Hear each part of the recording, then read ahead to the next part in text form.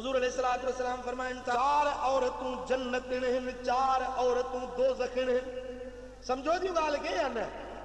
हाँ, चार औरतूं थव जेकी जन्नतिन औरतूं हिन ऐं चार औरतूं हिन जेकी जहन्नम में वञण वारियूं औरतूं हिन। भला चार जन्नतिन औरतूं कहिड़ियूं आहिनि? साईं फरमाइनि था उहा पाक दामन औरत जेका अल्लाह जा फर्ज़ बि अदा करे ऐं पंहिंजे मुड़ुस जी फर्मा बरदारी बि करे, इहा जन्नतिन औरत आहे। अल्लाह जो चयो मञे, मुड़ुस जो चयो मञे, इहा जन्नतिन औरत। ॿारनि वारी औरत जेका सब्र ऐं किनायत सां थोरी थोरी शइ ते बि मुड़ुस सां राज़ी रहे, ॿारनि वारी औरत आहे। ॿारनि वारी खे उसूलन ख़र्च घणो खपंदो आहे, पर उहा किनायत ऐं किफ़ायत करे थोरड़े ते राज़ी रहे थी। हुज़ूर फरमाइनि था इहा बि जन्नतिन औरत आहे। उहा हया वारी ज़ाल जो मुड़ुस परे वञे त पंहिंजी जान ऐं पंहिंजे माल जी घर जी हिफ़ाज़त करे, जे मुड़ुस अचे त पंहिंजी ज़ुबान खे बंदि रखे, मुड़ुस जे साम्हूं पंहिंजी ज़ुबान खे बंदि रखे, यानी पंहिंजे मुड़ुस सां झेड़ो न करे, फसाद न करे। मुंहिंजे सोने सरदार फरमायो इहा बि जन्नतिन औरत। चौथो, उहा औरत जंहिंजो मुड़ुस मरी वञे, नंढड़ो औलाद हुजेसि, पंहिंजो पाण खे रोके पंहिंजे औलाद जी तरबियत करे ऐं पंहिंजे औलाद खे सुठी तरबियत ॾे। जो पीउ मरी वियो, बच्चा यतीम बणिजी विया, हाणे अंबड़ उन्हनि बच्चनि खे प्यार ऐं पाबोह सां पाले थी। हबीबन करीमन फरमायो त इहा बि जन्नतिन औरत अथव। ऐं चार औरतूं आहिनि जेकी जहन्नमिन औरतूं आहिनि। हिकिड़ी उहा औरत जेका मुड़ुस सां गंदी ज़ुबान सां ॻाल्हाए, ज़ाल जो मुड़ुस ॿाहिरि वञे त पंहिंजी जान जी हिफ़ाज़त न करे, पंहिंजे ज़ुबान सां पंहिंजे मुड़ुस खे ईज़ा पहुचाए, इहा जहन्नमिन औरत आहे। उहा औरत, ॿियो नंबर, उहा औरत जेका मुड़ुस खे उनजी ताक़त खां वॾियूं फरमाइशूं करे। फलाणा मूंखे दोहरी ठाराए, हाणे हुन मिसकीन वटि लभे लूणक जो पाव बि कोन्हे, दोहरी हिनखे किथां ठाराए ॾे?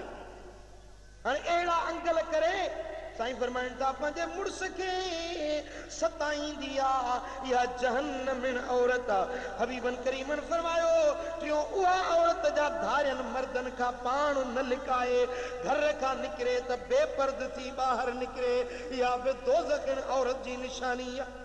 चौथो, उहा औरत जंहिंखे खाइण पीअण ऐं सुम्हण खां सवाइ ॿियो को फिक्र ई न हुजे, खाए पीए निंड पई, न घर जो कमु, न बचनि जी ख़िदमत, न मुड़ुस जी सार संभाल, बसि खाइण पीअण ऐं सुम्हण। न को निमाज़ जो ख़्यालु, न रसूलुल्लाह जे फर्मा बरदारी जो ख़्यालु, न मुड़ुस जी इताअत ऐं फर्मा बरदारी। हबीबन करीमन फरमायो त इहा जहन्नमिन औरत जी निशानी। अदी हाणे तूं पाण फ़ैसिलो कर त तोखे जन्नत खपे या जहन्नम खपे? हाँ, जे जन्नत घुर्जे, जे जन्नत घुर्जे त अॼु अमल सालिह कर, जो हीअ हयाती बेवफ़ा अथई, बेबका अथई, अॼु सुभाणे तूं हितां हलण वारी आहीं। ईअं त कोन्हे सदाईं हिते रही पई हूंदी, न न, हीअ दुनिया फना जो मकान आहे। मुंहिंजी अदी हिन जहान में तोखां वधीक हज़ारे लखे आयूं हलियूं वियूं, अॼु उन्हनि जे नाले वठण वारो बि दुनिया ते कोन बचो। ओ अदी तूं पंहिंजे पाड़े ॾे निहार, तुंहिंजूं सरतियूं हिकु जहिड़ियूं काॾे हलियूं, तुंहिंजे घर जा भाती निहार, तुंहिंजो ॾाॾो वियो, तुंहिंजो कुर्बन भरियो अबो लॾे वियो, तुंहिंजी कुर्बन भरी अम्मा लॾे वई। उहा अम्मा जेका वात जा गिरह कढी तोखे खाराईंदी हुई, वॾे प्यार सां तोखे पालींदी हुई, उहा चीजल अम्मा अॼु ॻोल्ह त काॾे हली वई। ओदी बच्चा भी छॾे विया, भाइर भी छॾे विया, मिट माइट भी लॾे विया, इन आख़िरत जे वतन ते अॼु सुभाणे तुंहिंजो मुंहिंजो नंबर बि ॼाण अचण वारो।